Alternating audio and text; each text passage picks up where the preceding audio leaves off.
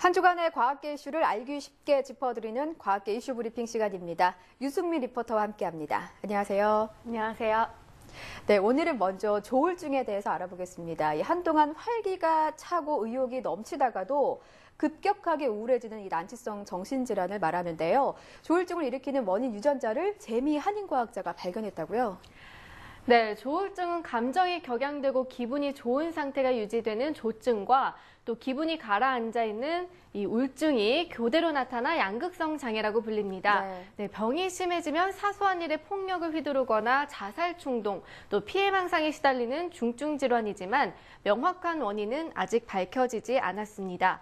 그런데 재미 한인 과학자가 포함된 미국 연구팀이 조울증을 일으키는 핵심 원인을 처음으로 찾아냈습니다.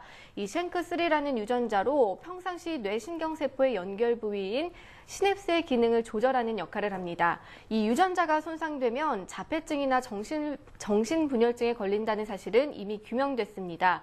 연구팀은 이와 반대로 쉔크3 유전자가 강화되는 경우에 주목했습니다.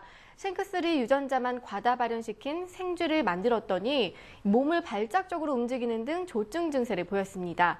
이 조증은 조울증 여부를 판단하는 기준입니다.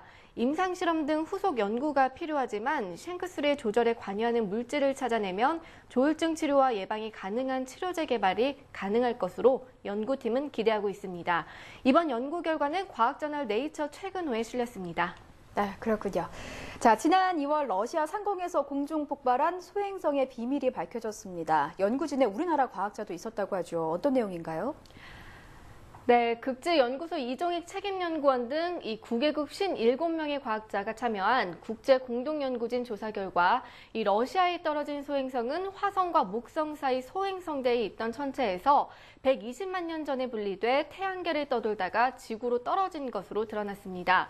국제연구팀은 다양한 각도에서 촬영한 소행성 영상들을 정밀 분석한 결과 소행성이 떨어지는 속도가 예상보다 빠른 초속 19km에 달했으며 고도 29.7km에서 폭발했다고 밝혔습니다.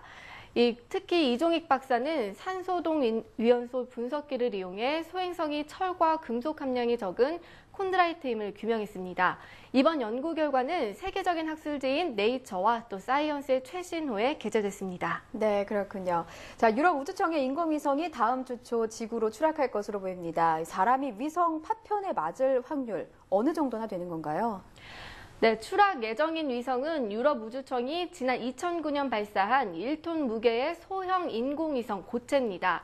네, 지구 중력장을 관측하는 임무를 수행했는데 2011년 동일본 대지진의 음파를 우주에서 잡아내기도 했습니다.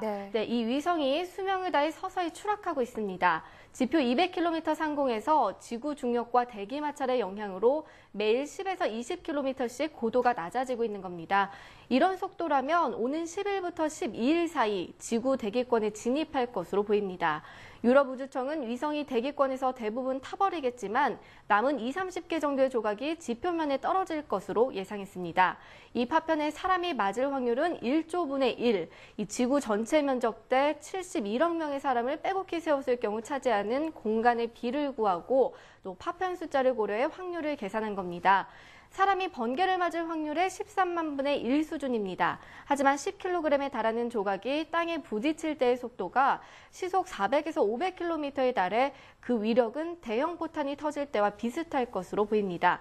이 때문에 정부는 위성을 집중 감시하며 그 상황을 실시간으로 국민에게 알릴 예정입니다. 네, 좀 큰 피해가 없었으면 합니다. 자, 다음 소식 알아볼게요. 아시아 코끼리의 기준 표본으로 삼았던 코끼리가 사실은 아프리카 코끼리였다고 하던데요. 이게 255년 만에 밝혀진 사실이라고 하죠. 네, 영국과 덴마크 공동연구팀은 스웨덴 국립자연사 박물관에 보관 중인 이 아시아 코끼리 기준 표본의 단백질을 추출해 분석한 결과 이 코끼리의 고향이 아시아가 아닌 아프리카임을 확인했다고 밝혔습니다. 이 코끼리는 지난 1758년 이 분류학의 아버지 칼폰 린네가 아시아 코끼리의 기준 표본으로 삼은 것으로 당시에도 표본의 코끼리 귀가 아프리카 코끼리를 닮았다는 의혹이 제기됐습니다. 기준 표본은 새로운 종임을 주장하는 증거가 되는 표본으로 알코올에 담가 생전 모습을 그대로 유지한 것부터 이 뼈대와 화석 등 다양한 형태로 존재합니다. 네, 이 미국에서 신종 슈퍼포식 공룡의 화석이 발견돼서 화제를 모았는데요. 공룡의 제왕, 티라노사우루스 렉스보다 먼저 살았던 공룡이라고 하죠. 네, 9,500만 년에서 7천만 년 전 지금의 미국 유타주 지역에서 지구 최대 포식 공룡으로 군림했던 이 몸 길이 9m의 거대한 신종 포식 공룡 화석이 발견됐다고 이 사이언스 데일리와 BBC 뉴스가 보도했습니다. 유타주 자연사 박물관 과학자들은 2009년 유타주 남부 그랜드 스테어케이스 국립공원에서 처음 발견한 공룡의 부분 화석들을 재구성한 결과 이 티라노사우루스 렉스보다 이른 시기에 살았던 새로운 공룡이 나타났다고 발표했습니다. 연구진은 남서부에서 발견된 엄니의 왕이라는 뜻의 이 리트로낙스 아르제스테스로 이름 붙인 이 공룡이 티라노사우루스 렉스보다 약간 작지만 같은 계통에 속한다고 밝혔습니다. 네, 뭐 이름이 좀 상당히 길고도 복잡하네요. 네. 한 주간의 과학계 이슈 짚어봤습니다. 유승민 리포터 수고했습니다. 감사합니다.